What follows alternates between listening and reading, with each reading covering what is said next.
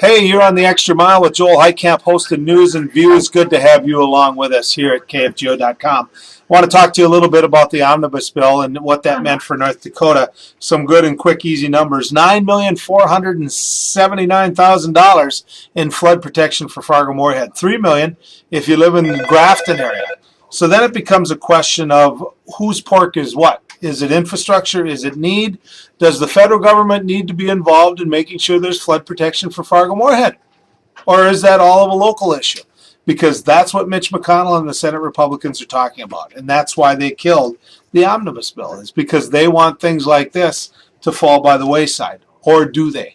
Is this the same Mitch McConnell that had over 40-some earmarks already included? Yeah, it is. It's the same one. Let's talk a little bit about what they always say they stand for, making sure illegal immigration gets under control. Well, we're talking about 1,000 new border agents right here in this bill. We're talking about $237 million for enforcement of our immigration laws. We're talking about $50 million.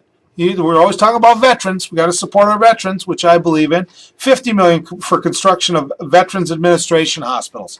We're talking about $600 million to meet the needs of veterans of the Iraqi War. We're talking about $228 million for armored vehicles to protect soldiers from IEDs.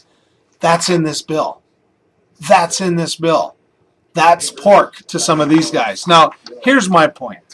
You can call it pork, you can call it whatever you want. You can now act like you're fiscally conservative when you yourself are the one that's ran the country in the ditch when it comes to our federal deficit.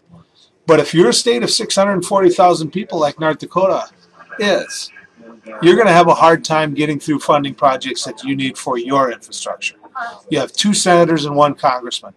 And that's just the cold, hard fact. So go ahead, be against earmarks, be against this bill all you want. For my money, what Senator Conrad did was right. And I'm going to find it really interesting what new Senator Hoeven and Congressman Berg do to make up for this money. Thanks for going the extra mile. We'll talk to you after the holidays. Merry Christmas, everybody.